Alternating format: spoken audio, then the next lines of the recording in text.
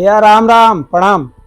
आपके अश्विनी सिन्हा के अभिवादन स्वीकार करी। आज हम जौन किताब के सारांश प्रस्तुत करत बानी ओके थोड़ा सा समझी, ओकर लेखक के बारे में, किताब के बारे में। ये वीडियो थोड़ा लंबा हुई तो धैर्य से सुनब, क्योंकि पूरा किताब के कंटेंट इमें कवर कैल गए बा और कंटेंट से हम समझौता ना करेंगे। चलिए अब हम सब आगे बढ़ी। अपना अभूतपूर्व किताब the subtle art of not a giving a dash, a counter intuitive approach to living a good life. एकर ऑथर मार्क मैनसन हवन, जे अपन परंपरागत बुद्धि के चुनौती देले बड़न आ खुशी आ संतुष्टि पावे के एगो ताजा तरीका पेश केले बड़न। कुंद ईमानदारी, हास्य और व्यवहारिक सलाह के अपना अनूठा मिश्रण से मैनसन पारंपरिक आत्म सहायता विधा के बाधित करत पाठकन के एगो नया सोच के तरीका अपनावे के न्योता देत बड़न। प्रेरक और अंतहीन सकारात्मकता से भरल दुनिया में मैनसन एगो अलगे तरीका अपनावेले। उनकर दावा बा कि सार्थक जीवन जिए के कुंजी समस्या से बचे के चाहे हमेशा सुख खातिर प्रयास करे के न होखेला, बल्कि मैनसन के सुझाव बा कि असली खुशी यह बात से मिलेला कि हमनी के कवन मुद्दा और मूल्य के सबसे ज्यादा चिंता करेंगे। किताब के प्रस्तावना में मैनसन सांस्कृतिक जुनून के सामना, अथक सकारात्मकता और हमेशा खुश रहे के दबाव से कैले बड़न। उनकर तर्क बा कि सुख के अथक खोज असल में और असंतोष और कुंठा की ओर ले जाला। मैनसन पाठकन के प्रोत्साहित करेले कि वो दर्द, असफलता और अनिश्चितता के अनिवार्यता के जीवन के अंतर्निहित हिस्सा मान लो, न कि एकरा से बचे के नकारो। मैनसन अपन शुरुआती संघर्ष आ मोह भंग से लेके यह एहसास तक के अपन निजी यात्रा साझा करेले। सुख बाहरी उपलब्धि और भौतिक संपत्ति से ना मिलेला, अपना अनुभव और सीखल सबक के आधार पर बनावल। मैनसन पाठकन के चुनौती देत बड़न कि वो लोग ओह सांस्कृतिक कथन पर सवाल उठावे जौन तय करेला कि हमनी के जीवन में का महत्व और प्राथमिकता देवे के चाहिए। इस किताब के अवधारणा के परिचय दे के मैनसन हमनी के लड़ाई के समझदारी से चुने के महत्व के रेखांकित कैले और जो चीज पर ध्यान देवे के महत्व के कैले जवन की हमनी खातिर वास्तव में मायने रखेला। उनकर तर्क बा कि जब हमनी के सतही चिंता समाज के अपेक्षा के छोड़ल सीखब, तब हमनी के उद्देश्य पूरा होके के गहरा भाव मिल सकेला।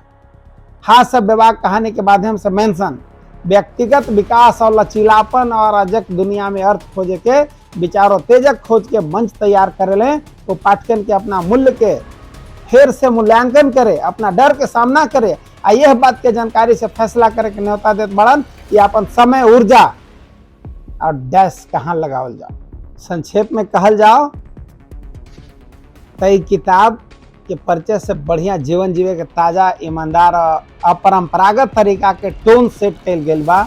मार्क मैनसन पाठकन के चुनौती देत बड़न कि वो लोग सामाजिक मानदंड पर सवाल उठावे, बेचैनी के अपनावे और जौन लोग खातिर असल में महत्व रखेला ओकरा के प्राथमिकता देवे। अथक सकारात्मकता के मिथक के चूर करत मैनसन व्यक्तियन के ओह दुनिया में प्रामाणिकता, अर्थ और असली सुख खोजे खातिर सशक्त बनावेले जहाँ सतहीपन और बाहरी मान्यता अक्सर हावी होला। तो आई किताब के सारांश के शुरुआत पहला चैप्टर से करल जाओ। कोशिश मत करी, अध्याय 1 में है कोशिश मत करी, the subtle art of the not giving a dash के पहला अध्याय में मार्क मैनसन कुछ कर सिद्धांत के अवधारणा के परिचय दिले बड़े। वो धारणा के चुनौती देत बड़न कि खुशी और सफलता लगातार अधिका खातिर प्रयास कैल, महत्वाकांक्षी लक्ष्य तय कैल और अपन जज्बा के पालन कैला से मिलेला। मैनसन के तर्क बा यह तरीका से अक्सर असंतोष, बाहरी मान्यता के कबो न खत्म होके वाला खोज होला। मैनसन है विचार के अपनावे के महत्व के रेखांकित कैले बड़न कि रउरा जिंदगी में जौन कुछ होला ओकरा पर काबू न कर सके। उनकर सुझाव बा कि लगातार चीजन के बदले भी ठीक करे के कोशिश करे के बजाय जौन चुनौती और सीमा अनिवार्य रूप से पैदा होखी ओकरा के स्वीकार करे के और ओकरा से निपटे पर ध्यान दिहल अधिक मूल्यवान बा। अध्याय में नरक से प्रतिक्रिया लूप के अवधारणा के खोज कल गेल बा, जहाँ नकारात्मक विचार और भावना एक दूसरा के फीड ऑफ करेले, जेकरा चलते दुख और असंतोष के सर्पिल पैदा हो जाला।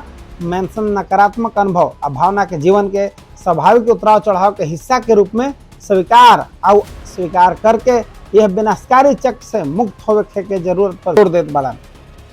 एकरा अलावे मेंशन यह लोकप्रिय मान्यता के चुनौती देत बड़न कि हर आदमी के जीवन एगो अलगा और खास मकसद होला। उनकर तर्क बा कि यह मानसिकता से फालतू के दबाव और चिंता पैदा हो सकेला, काहे कि हर के हुआ साधारण उपलब्धि ना हासिल कर सकी और भावना और कौनी खास असर ना पाई।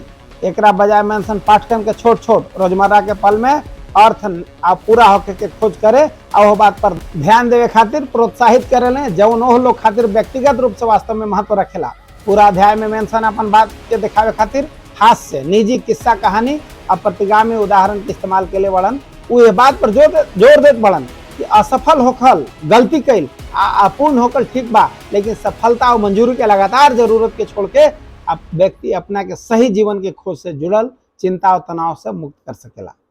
संक्षेप में कहल जाओ तो ई किताब के पहला अध्याय व्यक्तिगत विकास और सुख के गहरा खोज के मंच तैयार करेला। मार्क मेंशन पाठकन के चुनौती देत बड़न कि उस स्वीकृति के अपना के जीवन वास्तव में महत्व रखेला, ओकरा पर ध्यान देके और लगातार मान्यता के जरूरत छोड़ के जीवन के अपना दृष्टिकोण के फिर से मूल्यांकन कर सक। इतना कोशिश न करे के मानसिकता अपनावे से व्यक्ति के अधिका संतुष्टि, प्रामाणिकता और भीतरी सुख के भाव मिल सकेला। दूसरा अध्याय में जे बतावत बड़न कि सुख एगो समस्या है, the subtle art of not giving a dash के दूसरा अध्याय में मार्क मेंशन सुख के अवधारणा के खोज के लिए बड़न आप परंपरागत बुद्धि के चुनौती देत बड़न कि ई जीवन के अंतिम लक्ष्य है। उनकर तर्क बा कि सुख के खोज जारी रखल अनुत्पादक हो सकेला और ओकरा से अधिका दुख हो सकेला। मेंशन शुरुआत में सकारात्मकता के संस्कृति हर समय खुश रहे के दबाव के रेखांकित करत बड़न। उनकर दावा बा कि ई मानसिकता अवास्तविक उम्मीद स्थापित करेले और जब व्यक्ति यह उच्च मानक के पूरा न कर पावेले तो असंतोष के चक्र पैदा करेले। यह अध्याय में यह विचार के खोज कल गेल बा सुख कोनो गंतव्य न है बल्कि एगो समस्या है जौना के समाधान होखे के चाहिए। मेंशन के कहना बा कि जीवन में हमनी के सामने आवे वाले चुनौती और इस समस्या के समाधान से खुशी पैदा होखेला। समस्या का पूरा तरीका से न होके से वो पाठकन के अपना राह में आवे वाला संघर्ष और कठिनाई के अपनावे खातिर प्रोत्साहित करेले, काहे कि व्यक्तिगत बढ़ंती या पूरा होके खातिर अनिवार्य जरूरी है। मेंशन पिछड़ा कानून के अवधारणा भी पेश कैले बड़न जौना में कहल गई बा कि हमनी के कोनो चीज के जितना पीछा करी जा वो उतने दूर हो जाए। सुख के मामला में उनका तर्क बा कि हमनी के जितना सुख के तलाश करेले उतने वो दुर्लभ हो जाला, बल्कि मेंशन के सुझाव बा कि खुशी तब पैदा होला जब हमनी के अपन ध्यान व्यक्तिगत सुख के पीछा करे से लेके जिम्मेदारी के अपनावे और अपना से बड़ काम में योगदान देवे में बदल देनी जा। पूरा अध्याय में मेंशन है विचार के चुनौती देत पड़न कि सब नकारात्मक अनुभव स्वाभाविक रूप से खराब होला और हर हाल में एकरा से बचे के चाहिए। वह बात पर जोर देत बड़न कि पीड़ा, असफलता और असफलता सार्थक और पूरा करे वाला जीवन के जरूरी घटक है। यह चुनौतियों के आमने सामने के स्वीकार करके और सामना करके व्यक्ति लचीलापन विकसित कर सकेला और उद्देश्य और संतुष्टि के गहरा भाव पा सकेला। संक्षेप में कहल जाओ तो ई किताब के दूसरा अध्याय में सुख के धारणा के नया परिभाषा दिहल गई बा और पाठकन को समस्या और चुनौतियों के अपनावे खातिर प्रोत्साहित कल गई बा जवन जीवन पेश करेला। मार्क मेंशन के सुझाव बा कि सच्चा सुख जीवन के कठिनाई के सामना करे, जिम्मेदारी स्वीकार करे और प्रतिकूलता के सामना करत अर्थ खोजला से मिलेला। खुशी के अथक खोज से अपन ध्यान व्यक्तिगत विकास के अपनावे और दुनिया में योगदान देवे पर बदल के हमनी के सुख के एगो और टिकाऊ और पूरा करे वाला भाव विकसित कर सकेनी जा। तीसरा अध्याय के सारांश में बतावत बड़न कि रउआ खास नहीं खी, हर आदमी सोचेला कि हम खास बानी। ये पहले से दिमाग में बटे कि हमरे से दुनिया चलत बटे, हम खास बानी। अहंकार से भरल बटे आदमी। तो ये किताब the subtle art of not giving a dash के अध्याय तीसरा में मार्क मेंशन या विचार को चुनौती दिले बड़न कि हर केहू स्वाभाविक रूप से खास बा, सफलता मान्यता के हकदार बा। इनके तर्क बा कि अपना विशेषता पर विश्वास कैला से हक और अवास्तविक अपेक्षा पैदा हो सकेला। मेंशन व्यक्तिगत विशिष्टता के बढ़ावा देवे वाला संस्कृति कथ्य के रेखांकित कैले बड़न जहाँ सभे के माने खातिर प्रोत्साहित कल जाला कि खास बा और महानता के किस्मत में लिखल बा। हालांकि वह बात पर जोर देत बड़न कि यह मानसिकता से अक्सर निराशा व असंतोष तब होला जब वास्तविकता उम्मीदन के पूरा न कर पावेला। यह अध्याय में हक के अवधारणा के खोज कल गई बा। आई कैसे हकदार होके के भावना असंतोष और व्यक्तिगत जिम्मेदारी के कमी में योगदान देला। मेंशन के सुझाव बा कि विशेष होके के महत्व देवे के बजाय व्यक्ति सबके अपन सीमा के स्वीकार करे के चाहिए, अपना जिंदगी के मालिकाना हक लेवे या व्यक्तिगत बढ़ती आ पूरा होके के कोशिश करे पर फोकस करे के चाहिए। मेंशन एक उलट परिप्रेक्ष्य पेश करत बड़न कि साधारण होके के विचार के अपनावे से मुक्ति मिल सकेला। उनकर तर्क बा कि हमनी के माने नहीं जा कि हमनी के स्वाभाविक रूप से खास न है जा, तो हमनी के अपना अपूर्णता के स्वीकार करे के, असफलता से सीख लेवे के, अब व्यक्तिगत सुधार के और काम करे के संभावना अधिक होला।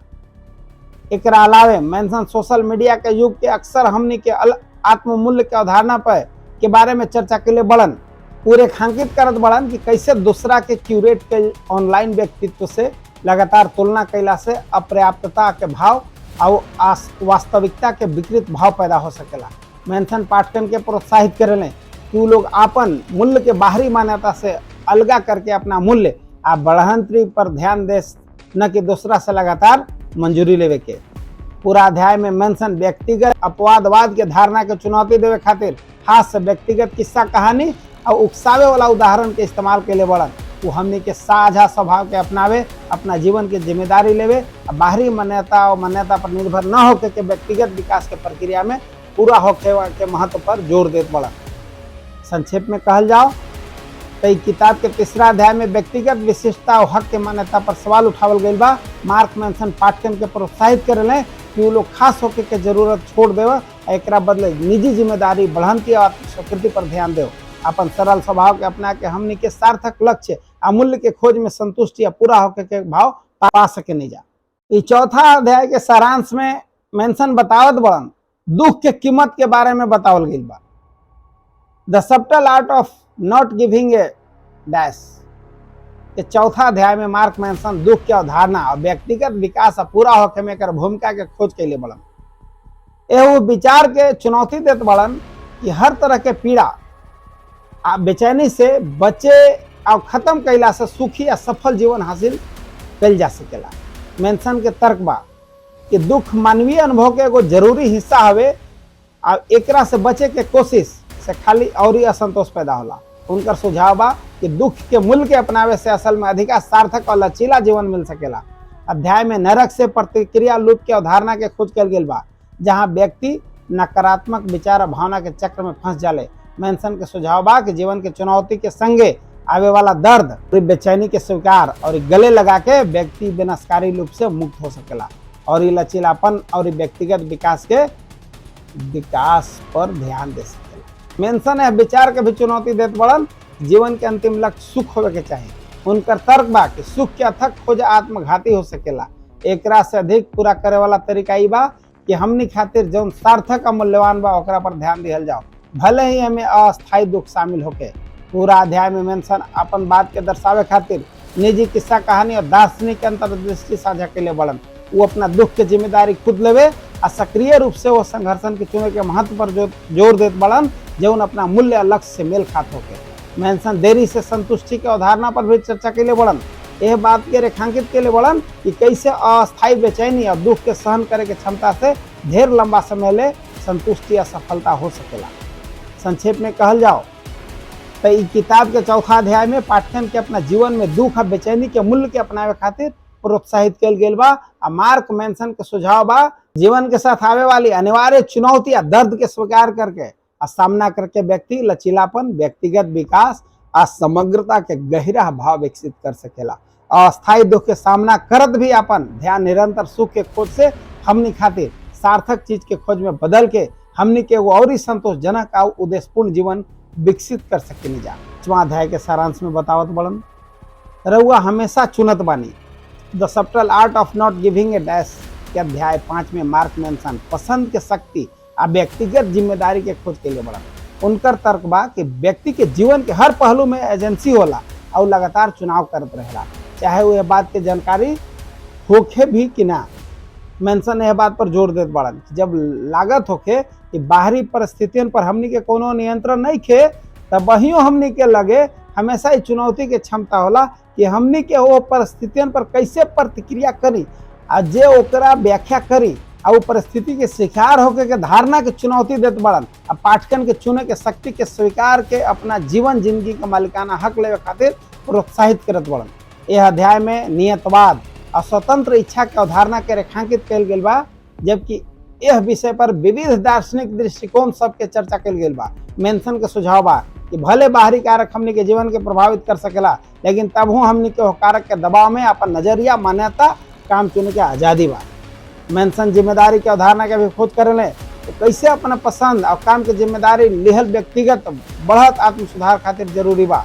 वो लोग के तर्क बा कि हमनी के समस्या खातिर बाहरी परिस्थिति या दूसरा लोग के जिम्मेदार ठहरावल खाली एगो पीड़ित मानसिकता के कायम रखेला आ हमनी के जीवन में सकारात्मक बदलाव ले आवे के क्षमता में बाधा डालेला। पूरा अध्याय में मेंशन उदाहरण और किस्सा साझा कैले बड़न जौन पसंद के शक्ति या व्यक्तिगत जिम्मेदारी के दर्शावत बा। वो पाठकन के प्रोत्साहित करेले वो लोग कि अपना जिंदगी के जांच करस और वैसन क्षेत्र के पहचान करस जहां वो लोग अधिका मालिकाना हक ले सके और सचेत चुनाव कर सके, ओह लोग के मूल्य लक्ष्य से मेल खा सके। संक्षेप में कहल जाओ तो 5वां अध्याय में हमनी के पसंद के शक्ति पहचाने और व्यक्तिगत जिम्मेदारी लेवे के महत्व पर जोर दिया गई बा। मार्क मेंशन पाठकन के चुनौती देत बड़न कि वो लोग पीड़ित मानसिकता से दूर हो जाओ आ एकरा बदले अपन जिंदगी के कार देवे में एजेंसी के अपनावे कि मान के कि हमनी के हमेशा चुनत बानी जा, हमनी के अधिका जानकारी वाला फैसला ले सकनी जा, एगो ऐसा जीवन बना सकनी जा जौन हमनी के मूल्यन से तालमेल बैठावे या हमनी के अधिका पूरा होके। The subtle art of not giving a dash के 6वां अध्याय में मार्क मेंशन सीमा तय करेले ना कहे के शक्ति के खोज कैले बड़न। जैसे बहुत लोग के आदत बा कि केहू के मना ना कर सकेलन केहू चीज के बारे में। यही चैप्टर में यही चर्चा कल बा कि ना हम सबके का महत्व बा। उनकर तर्क बा कि ना कहे के सिखल व्यक्तिगत स्वस्थ संबंध स्थापित करे आ जौन हमनी खातिर सही मायने महत्व रखेला ओकरा के पूरा करे खातिर बहुत जरूरी बा। मेंशन शुरू में हाँ कहे और सहमत होके के समाज के दबाव पर चर्चा करत बड़न जौन अक्सर हमने के अपन जरूरत और इच्छा के कीमत पर होला। वो रेखांकित करत बड़न कि कैसे दूसरा के खुश करे के प्रवृत्ति हमने के जीवन में ईर्ष्या आक्रोश आ पूरा होके के कमी पैदा कर सकेला। यह अध्याय में मूल्यन के अवधारणा पर प्रकाश डालल गई बा, कैसे निर्णय लेवे में केंद्रीय भूमिका निभावेले। मेंशन के सुझाव बा कि अपना मूल्य के स्पष्ट करके हमने के और जानबूझ के चुनाव कर सकनी और आत्मविश्वास से वो अवसर रिश्ता और दायित्व के ना कह सकनी जौन हमने खातिर असल में कोनो मायने नहीं के रखल। मेंशन अस्वीकृति के डर और ना कहला से जोड़ला बेचैनी के भी खोज कैले बड़न। वो यह बात पर जोर देत बड़न कि सीमा तय करे या हमने के भलाई के प्राथमिकता देवे में अक्सर अपना आराम क्षेत्र से बाहर कदम रखे के पड़ेला और संभावित टकराव और निराशा के सामना करे के पड़ेला। पूरा अध्याय में मेंशन प्रभावी ढंग से ना कहे खातिर व्यवहारिक सलाह और रणनीति दिले बड़न। वो साफ संवाद मुखरता और अपन सीमा और प्राथमिकता के ध्यान में रखे के महत्व पर जोर दे रहे बड़न। मेंशन ना कहला से पैदा होने वाला संभावित क्लेश और नकारात्मक प्रतिक्रिया के भी संबोधित कर ले बड़न। वो पाठकन के ई माने खातिर प्रोत्साहित करे कि उन लोग के औकात दूसरा के मंजूरी और स्वीकृति से ना तय होला। सीमा तय कैल आत्मसम्मान व आत्म देखभाल के काम है। संक्षेप में कहल जाओ 6वां अध्याय में ना कहे के और सीमा तय करे के महत्व पर जोर दिहल गई बा। मार्क मेंशन लगातार हाँ कहे के नकारात्मक परिणाम के रेखांकित कैले बड़न और अपना जरूरत के कीमत पर दूसरा के जरूरत के प्राथमिकता देवे के अपना मूल्यन के स्पष्ट करके आग्रही होके आ सीमा तय करे के बेचैनी के अपना के हमनी के ओह चीजन के आधार पर एगो और ही पूरा करे वाला आ संतुलित जीवन बना सकनी जा जौना हमने खातिर सही मायने में महत्व रखेला। अंतिम 7वां अध्याय में अस्वीकृति से और जीवन बेहतर हो जाला। The subtle art of not giving a dash के 7वां अध्याय में मार्क मेंशन व्यक्तिगत विकास में रिजेक्शन के भूमिका के खोज के लिए बड़न आ रिजेक्शन के गले लगावे से कैसे अधिकार पूरा करे वाला आ प्रमाणिक जीवन मिल सकेला। मेंशन के अस्वीकृति के डर आ लगातार मंजूरी के देत बड़न, इच्छा के चुनौती देत बड़न आ तर्क देत बड़न कि नापसंदगी के डर अक्सर हमने के अपना लक्ष्य के आगे बढ़ावे आ प्रमाणिक रूप से जिए से रोकेला। उनकर सुझाव बा कि अस्वीकृति के जीवन के एगो जरूरी और मूल्यवान हिस्सा के रूप में फिर से परिभाषित करके हमने के अपना डर से उबर के ओकरा से आवे वाला मौका के अपना सकते हैं। अध्याय में अस्वीकृति के अवधारणा के एगो प्रतिक्रिया तंत्र के रूप में उजागर कयल गेल बा जौन हमनी के सुधार और विकास के ओर मार्गदर्शन कर सकेला। मेंशन के तर्क बा कि अस्वीकृति के माध्यम से हमनी के मूल्यवान दृष्टिकोण हासिल कर सकेनी जा, अपना असफलता से सीख सकेनी जा और अपन दृष्टिकोण में जरूरी समायोजन कर सकेनी जा। मेंशन सामाजिक मानदंड और सामाजिक अस्वीकृति के डर से, सामाजिक रिजेक्शन के डर के प्रभाव के भी खोज के लिए बढ़न जौन हमनी के जोखिम उठावे और अपना असली इच्छा के आगे बढ़ावे के इच्छा पर पड़ेला। वो पाठकन के मानदंडन के चुनौती देवे खातिर प्रोत्साहित करेले आ प्रामाणिक रूप से जिए के स्वाभाविक परिणाम के रूप में अस्वीकृति के संभावना के अपनावेले। पूरा अध्याय में मेंशन निजी किस्सा कहानी या मशहूर व्यक्तियों के उदाहरण साझा कैले बड़न जिनका सफलता के राह में अस्वीकृति या असफलता के सामना करे पड़ल रहे। वो यह बात पर प्रकाश डालत बड़न कि अस्वीकृति अक्सर सार्थक लक्ष्य हासिल करे और पूरा होके के दिशा में कोई जरूरी कदम होला।